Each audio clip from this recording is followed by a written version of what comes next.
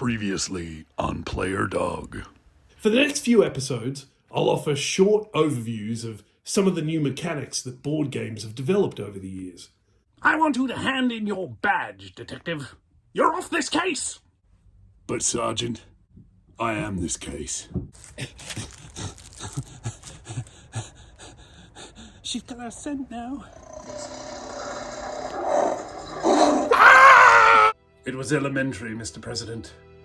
Only the killer had access to the Oval Office. Cut the red wire! But there are no red wires!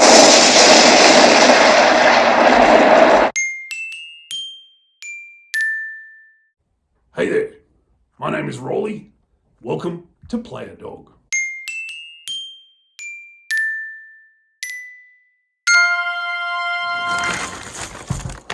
You know, there's something so therapeutic about puzzles. Bringing order to what starts as chaos, helping something beautiful emerge from disarray. Maybe it's that innate human desire to create.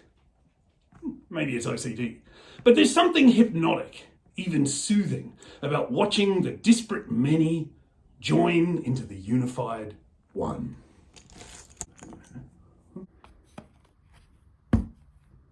Well, that's a surprise. But this episode's exploration of another board game building block basic owes more than a little to this famous collaborative pastime. Because this week's building block is tile laying.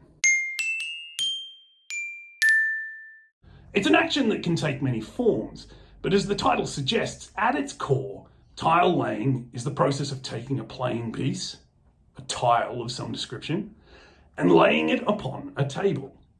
Like a jigsaw puzzle, this usually involves joining it to some other piece to create patterns. This might be in the form of matching shapes or lining up adjacent features, often with the goal of trying to increase the opportunity to produce scores. In many instances, the communal playing space of the game itself, the board that other players also continue to build upon, is actually created in the action of play. I place a tile, then you place a tile, then someone else places a tile, and each time we're widening out the possibilities as the game goes forward. Perhaps the most ubiquitous example of a game with this mechanic, dominoes, has been identified as far back as 13th century China, with the version more familiar to our modern eyes appearing in 18th century Europe. Dominoes is made entirely of dual-sided playing pieces, marked individually with what look to be the pips of a six-sided die. Although there are many variations, the primary goal of the game is to get rid of all your pieces by choosing when to play matching numbers to other tiles already face up on the table. As a game, it was adequate. I mean, apologies to any Dominoes mega fans out there, Domo-nerds, as no one has ever called them. But in truth, there isn't a great deal to the game. Maybe there's some depth of strategy and metagame beyond learning to negotiate the luck of the draw, but there's little flair or room for innovation. It's 28 tiles with nondescript dots. We can all agree a new version of Dominoes is hardly going to break any Kickstarter records. Unless... What it does have, though, is accessibility. It's simple, it's portable, instantaneously teachable. It has the immediate feedback of momentary success and failure. It has that lovely little jigsaw puzzly frisson of creation. You can watch the game develop in real time in front of you. And it's precisely that sense of familiarity and growth that the majority of contemporary tile-laying games have captured in Domino's wake. A game like King Domino retains that immediacy of pattern matching and development. You watch your colourful little realm grow with each draft and lay of a tile, measuring the respective acres of your territory's land types against the expansion of your opponents, whose realms you eye greedily over the proverbial backyard fence. Meanwhile, games like the enchanting Barren Park take inspiration from spatial puzzle games, like Tetris, minus the earworm theme tune. The idea here is to build up a bare sanctuary with oddly shaped pavilions, striving to entirely fill up your restrictive plot size and only expanding out your individual park when your pictured building crews are triggered or, crushed to death to work on new projects. The result is one of the most enchanting and bewilderingly scattershot wildlife sanctuaries ever designed. Oh, did you miss seeing the pandas, Billy? Well, there's about 4 more rivers to nowhere coming up and 1 toilet. So why are you crying? But for my first suggestion in this series of beginner board game building blocks of bliss, bombardment, beginnings, whatever, I'm going to start talking about the game that remains, I think, inarguably the still reigning champion of tile laying. It's a title that I can best introduce you to with a single image. What you're looking at is the first playing piece of the game Carcassonne. This tile is laid upon the table before anyone makes their first move. And it's this tiny square, this top-down illustration of half a walled city and a nondescript roadway that initiates everything that occurs in the game from that point forward. To get needlessly technical for a minute, this doesn't have to be the first tile of the game if you use the river expansion that these days comes included in the box. In fact, it's not even the original artwork from the first printing of the game, but it remains my favourite board game component with my favourite version of the artwork. Because for me, it's a portal. It's a window.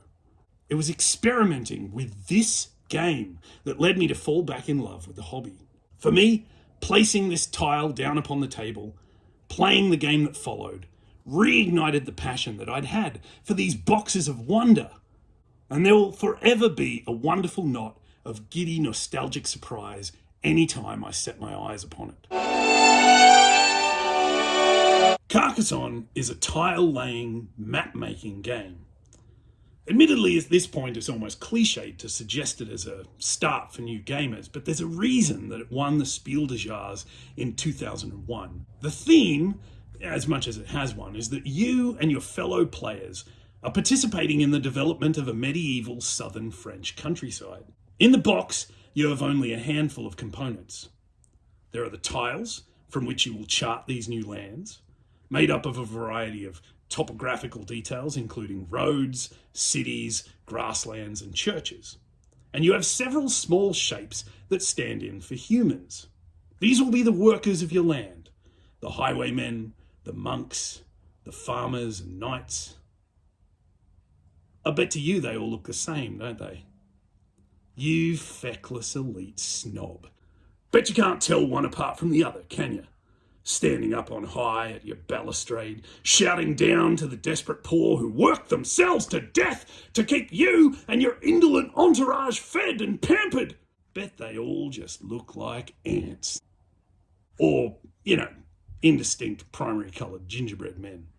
In a beautiful piece of deceptively simple design genius, at its heart, Carcassonne has only 2 rules, only one of which is mandatory. Rule 1. On your turn, you will take a random tile, unseen from the supply, and then choose somewhere to attach it to the already charted map. The sides have to match wherever you place it, but otherwise you're entirely free to place it as you see fit. Rule 2. And again, this is entirely optional. If you want, and if you have any of the 7 that you're allotted still available, you can place down one of your little coloured player pieces. When you do this, you're claiming a feature of the landscape, a road, a town, a church, etc. And when that object is eventually completed, you'll score points for its size and regain the player piece to use again in future. And that's it. That's the whole game. There are a few other minor rules that can pop up. You can't directly claim a landscape feature if somebody else is already on it, for example. But these rules are straightforward. They're self-explanatory. And as you soon learn, some of them can be ingeniously manipulated anyway. 2 rules: laying a tile and staking a claim. And yet, from that deliciously simple decision space emerges a game of luxurious adaptability. One so elegant and so versatile that is almost like a magic trick. It's what makes Carcassonne the perfect, quintessential introductory board game, with the most effortless means of learning its possibilities.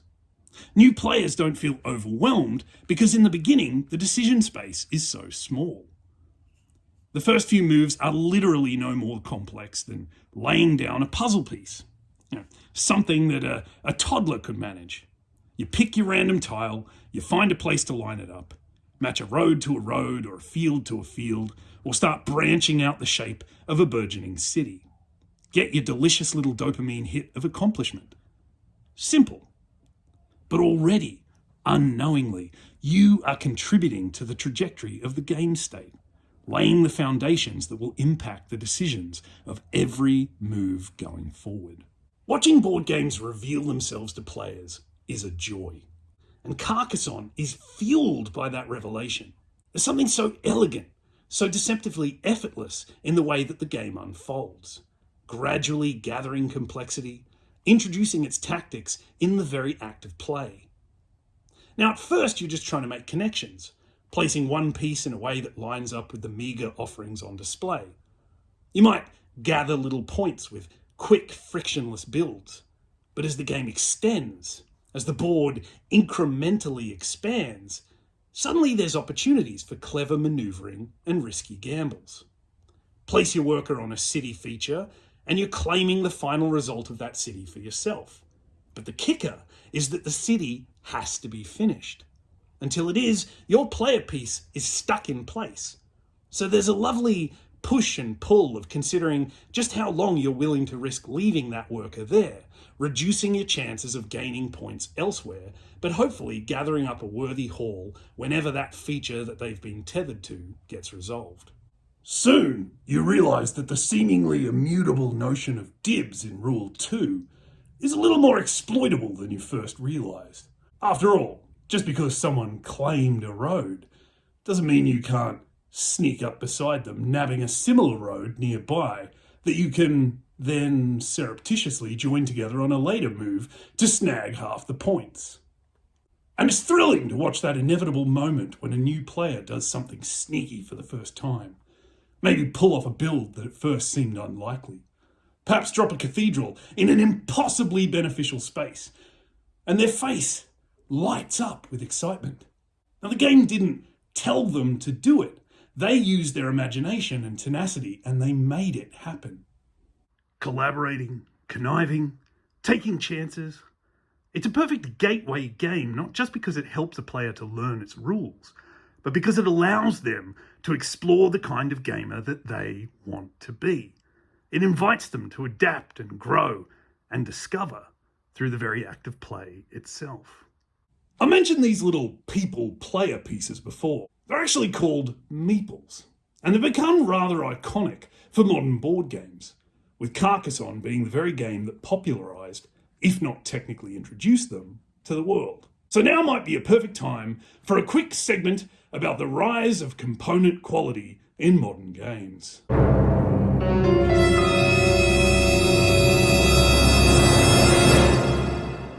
Is that the title? Can we look into changing that? Horrible! Anyway, Meeples. There had been tiny wooden people in board games prior to the release of Carcassonne. See Europa 1945 to 2030, the game with the cover that will haunt your dreams. But it was Carcassonne in which these specific part biped, part starfish, vaguely humanoid homunculi first appeared, becoming an instantaneous, iconic contribution to modern board games. It was also in Carcassonne that they were first labelled Meeples. Named in honour of the 13th century French aristocrat Jean-Pierre Meeples, Meeples was said to capture his complete lack of facial features and his preference for wearing brightly coloured full-bodied onesies. Actually, sorry, I'm being told that was just a terrifying fever dream that I had right after viewing that Europa cover. Apparently, the term meeple actually comes from a combination of the words my and people, and it was coined by one Alison Hansel when she was playing Carcassonne in 2000. My people, eh? My people, eh? Eh? Actually, this raises an important point. What is the singular of meeple? Is it meep? If people is the plural of person, is a single meeple a merson? Is it a mehuman? A meepian? Meepalon? Mepalian? Anyway, whatever they're called, Carcassonne brought these meeps to life. And since then, they've popped up in innumerable productions. They stand in as player pieces, or workers, or, in potentially troubling ways, resources. So go on and get back to work, you beautiful chinless freaks.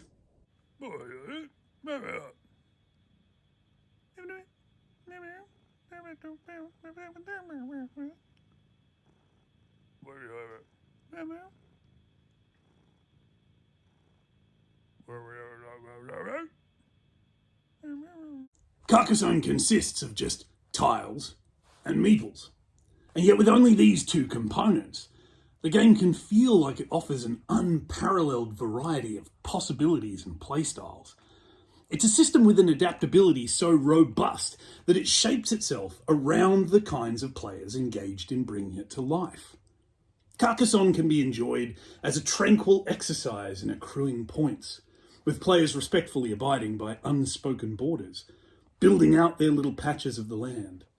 But it can just as easily be a brutal territorial bloodbath, with snipers weaseling their way into already staked features to backstab a fellow builder out of their paydays. On one play, it makes you feel like a king, lording over all you survey. On another, you're a disgruntled medieval council planner, passive-aggressively nudging your fellow architects out of the project with subversive shenanigans. Carcassonne has a soupçon of everything. In fact, an argument could probably be made that you could teach a course on game mechanics just by unpacking its elegant, adaptable structure. There's the signature tile laying, but there's also set collection, press your luck, abstract reasoning, area control. It can be semi-cooperative or a combative clash. It's accommodating enough to work as both a breezy distraction for a pleasant late afternoon conversation, or to escalate up to the level of white-knuckle tournament play. But if Carcassonne can stand as the platonic gateway game, it might also be accused of becoming the example of shameless publisher marketing exploitation. Now, to be clear, Carcassonne is nowhere near the kind of saturating, suffocating ubiquity of Monopoly. It's not even up in Catan territory, but its publishers likely have aspirations. The game has dozens of expansions and alternate versions available for purchase, some of which offer merely minor tweaks or a fresh coat of paint, some of which threaten to remake it entirely. There are editions like Inns and Cathedrals, Traders and Builders, The Tower, The Princess and the Dragon, among others, all of which add flourishes of gameplay with new goals to mix into the base experience. And that's before you even get into all the available little mini expansions that get super esoteric. Everything including mages and cults and flying machines and crop circles. It's as if you're running your own little medieval X-Files. These add-ons are so familiar that most versions of the base game now even come with at least the River and the Abbot expansions packed in. Meanwhile, if for some reason you've grown tired of original flavoured Carcassonne, you can play dice versions and card versions, or buy numerous reskins of the game. If you hate the colour green, you can play Winter Edition, or with the Gold Rush option, you can horrify your friends by role-playing as Deadwood's Al Swearingen. You can check in on tile laying for Neanderthals, do force chokes on meeples, enjoy child labour, Indiana Jones fanfic, possibly problematic colonialist versions, very likely to be problematic colonialist versions, and oh boy, that's a spicy colonialism versions. We sure that caveman one didn't have a Manifest Destiny tile? But whatever version you choose, or whichever editions you mix in, it's that base of tile-laying broth that Carcassonne gets so right, and that's so amenable to exploration and adaptation. in watching the countryside of your game literally develop in front of you, seeing the narrative of your campaign shift and change with every choice you make, marking out every play and countermove, preserving every chance taken or avenue explored, left stamped into your landscape of tiles. At the end of every play session, you're gifted with the sight of a thoroughly unique world that's yours alone. By the game's end, you not only have a point tally, your playing group has a landscape, a lived history. The adventure of the geographic dance that you played lies in stasis beneath you all. And again, this tile initiates it all. It has half a town, a road that stretches down its centre, and an open green field. What that means is that literally any tile that's selected can fit next, somewhere against this one. This tile is, in microcosm, the promise of potentiality that exists as the beating heart of this game. Possibility, promise, a map waiting to be explored, waiting to be unfolded. And the very next move, the very next philosophy of play is always possible. And it's entirely up to you. And to a lesser extent, them.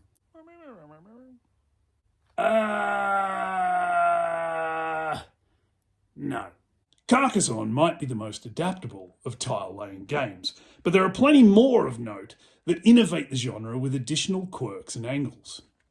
In a game like Legendary Forests, everyone lays the exact same tiles simultaneously, building their own little magical landscapes and peppering them all with woodland spirits. The game's elegant enough on its own, but there's also a lovely surprise in watching the diverse possibilities that arise from a group of people using the exact same tools in the exact same order, but each inevitably taking their designs in different directions. Suburbia takes the building concept to a whole other level, with the game theme being geared around developing the infrastructure of a budding metropolis. Players select districts and facilities to build their own township to entice prospective residents, managing the local government's finances and constituency happiness. The whole thing looks like a chemistry textbook mated with a rail network map, but the game is funnier and far less dry than it initially sounds. Why, for example, the building market is designed around a gacha-style system of randomised projects is never fully explained. Do you need a hospital for all those kiddies that are sick from the radioactive runoff you got bubbling next to their preschool? Well, too bad, because these builders are only authorised to whip up a quick Office of Bureaucracy or PR firm. Actually, looking through the tiles, there are no hospitals at all in the game, but you certainly got casinos and municipal airports for days. A game like Tesoro, or its sequel, Tesoro of the Seas, pictured here, uses the requirements of pattern matching to play out an abstract manoeuvring game, with the depicted lines of travel on each square dictating how everyone's player pieces will change positions when the tiles fall into place. There is a potentially fraught element of player elimination. If your piece is forced off the edge of the board, you are out. But the games are fast, frantic, and there's a snarky delight in watching someone accidentally sail themselves off into oblivion by misreading the trails upon which they move, so the chances of hurt feelings are overall pretty small. And although they are distinct games, both Cascadia and Calico are phenomenal experiences worth exploring. In one, players are tasked with using tiles to craft a wilderness populated by majestic animals. In the other, they craft quilts populated by temperamental cats. The basic design of each game involves drafting tiles to add to your individual construction, and both are exquisitely beautiful, illustrated by Beth Sobel. But ironically, it's not the one with the razor-clawed eagles and ferocious bears that's the scariest.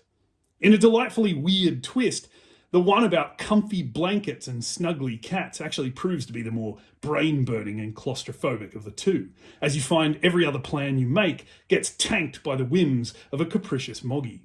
Which, again, is why we come back to Carcassonne. A game welcoming and adaptable enough to suit any level, capable of revealing what aspects of board gaming might excite or entice each player as they journey down their own individual paths of gaming exploration. And it's hard to imagine asking more from a game than that. Thanks so much for watching. Please like and subscribe and do all the interaction things with the buttons and such.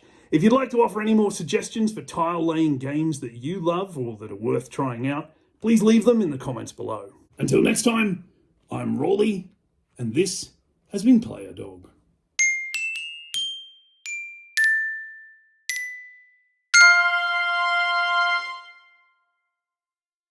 On the next Player Dog. You put the plutonium in the chemical mixture? What have we done?